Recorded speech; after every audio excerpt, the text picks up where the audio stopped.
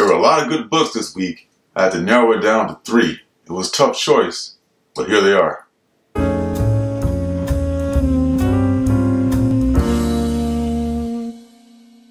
Hey, what's up everybody? Welcome to Indie Comics Review. This is the show where every week I review 3 new comic books, at least 3 recent comic books from the past couple of weeks. If this is the kind of content you find entertaining, hit that like button, hit the subscribe button. So let's get started right away with this week's 3 great comic books that I reviewed for this week. First one up is Chicken Devil. That is from Aftershock, and that is written by Brian Boccialetto. I think Boccialetto, and also Hayden Sherman is illustrator. So, Mitch Moss is a restaurateur, not a fancy pants restaurateur, like a Michelin star kind of a restaurant, but he and his partner Antonio open a chain of chicken places that sell his signature chicken sandwich. One day, Mitch gets a call from Antonio, a frantic call, saying to get down to the warehouse ASAP. There's been a fire. Tells me there's been a fire down at the warehouse that was caused by one of Mitch's proprietary deep fryers. When Mitch asks if Antonio is called the insurance company, kind of like goes, I don't know, and he learns that his partner has made a deal with the Russian mob to smuggle heroin inside the containers of his secret chicken batter mix. The fire, as it turns out, burned $2 million worth of smack, and the mobsters want their money yesterday. Unable to come up with that kind of loot, Antonio, the genius, decides to charter a yacht and take it on the lam. And he invites Mitch and his family to come along too, because you know these Russian mobs are mean business. So Mitch, he sees his family to the yacht. He gets them on the yacht, but then remembers at the last minute that he left something in his car that he has to get. And then he watches in horror as the yacht explodes right in front of him. Did I like this book? Hell yes! I gotta admit, going into it, I was not that excited about it. I was curious, but you know, thinking like, okay, whatever this is, it could be pretty bad. But 2 pages into it, I'm like, this is great. This is just the best thing ever. The writing is quick. The smart and wisecracky dialogue just works so well. The art has this kind of sloppy kind of a style to it that it totally works because Hayden Sherman is an excellent draftsman. He uses these thick lines, and he's a colorist too. So his style just suits the book perfectly. There's so much more to this story that I didn't get into. I don't want to give too much of it away, but all this stuff I just described happens like before the middle of the book. So I'm not giving away a ton of stuff. But there's this whole storyline about Mitch's mom who's doing a stretch in prison for like some horrible, brutal crime. And he went to her for advice after the whole yacht incident. And there's this spot-on scene like at the gym where both Antonio and Mitch go. And that's just like just so real and so cool. Do I need to even say it? Get this book. I don't care how you get it. Get this book.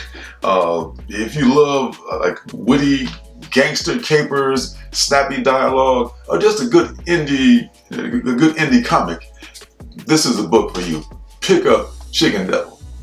The next book is A Righteous Thirst for Vengeance, #1. This is on Image Comics and it's written by Rick Remender. I don't know how you say his name, and Andre Lima Araujo. It's hard to describe what this book is about, actually.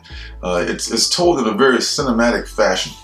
It starts by setting the scene. It's Vancouver, British Columbia, and we take in the beauty of the city from an aerial shot, and then we focus on the Chinatown section, featuring all the architecture and shops and people milling about. And move to the poor and the houseless people sitting in doorways begging.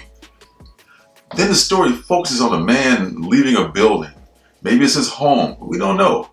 We don't even know his name, as it's not even mentioned throughout the book. As it begins to rain, as it always does in the PNW, he lights his cig and he heads out to the bus stop. You can tell that he's a kind man, at least he seems like he's a kind man with a good heart. He lets an elderly couple on the bus ahead of him. But then there's another side to him that he may display sometimes a quick temper. There's another poignant moment also that involves a dying bird that speaks volumes about his personality.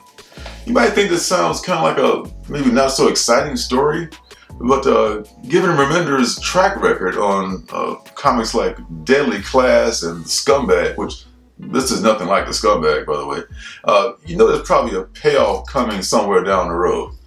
There are a lot of parts I don't want to reveal since they're key to the story, and they would affect your response or reaction, and I would want to deprive you of that, because that's a very important part of the story. It's told in a very visual manner, and there's a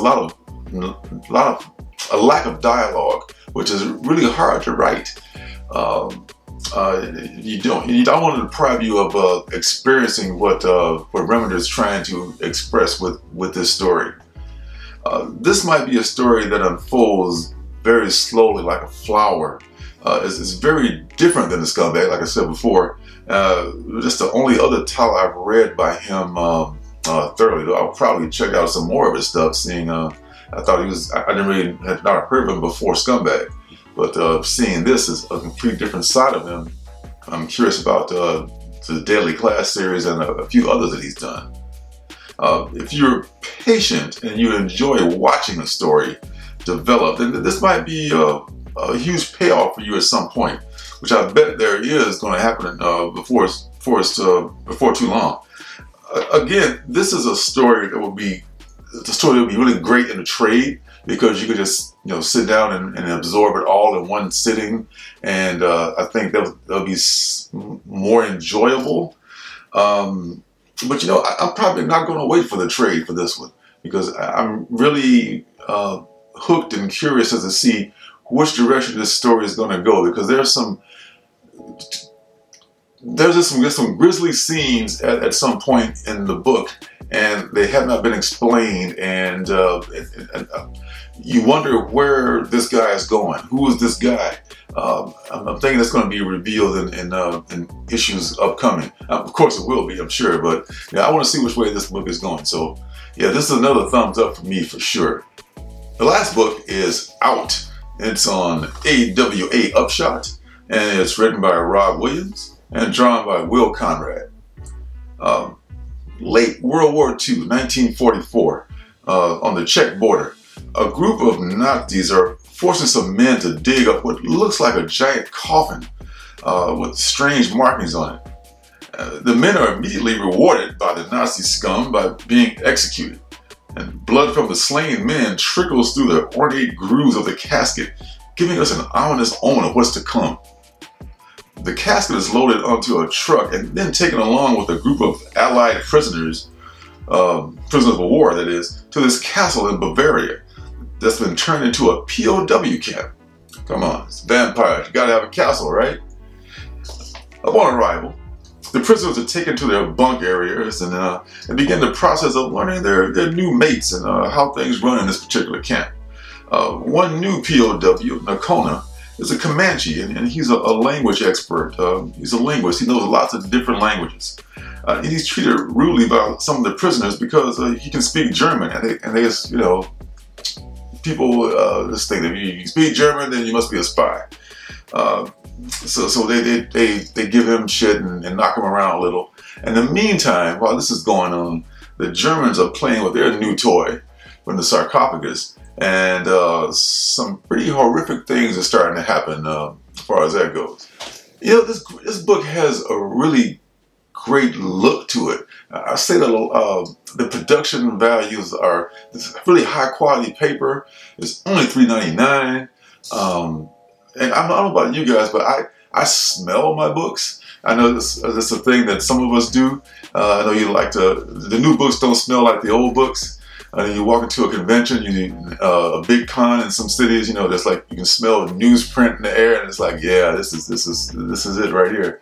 But this has a really good smell, a good new book smell, like new car smell, and the cover art also is different than, there's a couple different cover artists. Diodoro does a B cover. The cover I've got is done by someone else, but it's just super realistic art. And the backgrounds are just fantastically done. I mean, backgrounds are just like, you know, unless you really love drawing, backgrounds are a hard thing to do as an artist. Like people like Dave Sim, they hire people just to draw their backgrounds for them. You know, it must be nice. It's a familiar subject. You know, it's the vampires, Nazis, you know, mix them together. I think it's just a brilliant thing. And hopefully this is going to have a twist, and I'll bet it will have a twist. I trust AWA to come up with said twist at some point. And the native protagonist to me seems very interesting. We just barely scratched the surface on him. I can't see them wasting that character at all. I trust AWA will come up with you know, a new twist on this story. It has a very ominous feel. It's like some shit's about to jump off at any minute. You know, and it takes place in a castle on top of a mountain in the winter in Bavaria. You know, you got Nazis. You know, and you think pretty soon you just feel like, you know, the Nazis are not going to be the biggest problem that these men are going to have to face. Yeah, this is something that it's a 5-issue series.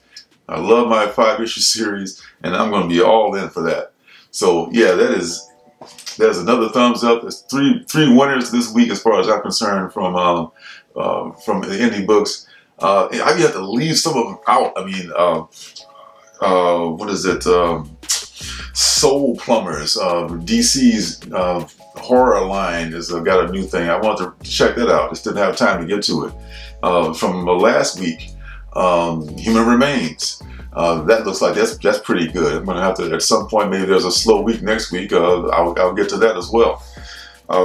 And coming next week, there's some repeating books. There's also some new books actually. Swamp Dogs. Swamp Dogs is looks like it could be kind of an interesting thing if it actually is good. It got some great covers and multiple covers on this book coming up. And on the mainstream side, you got a Batman Black Label called Batman the Imposter. That looks like something I might be interested in, or us Batman fans might be looking forward to that. I'll give that a shot. Kind of has the look of the Robert Pattinson, the Batman, which is coming out pretty soon. So that's something to look forward to. So that's it for this week, folks. Thanks for stopping by. Don't forget to hit the like button, hit the subscribe button, and turn notifications on so you know when I'm making another video. So until next week, see you guys in the funny papers. Hey, don't forget to subscribe and leave a thumbs up.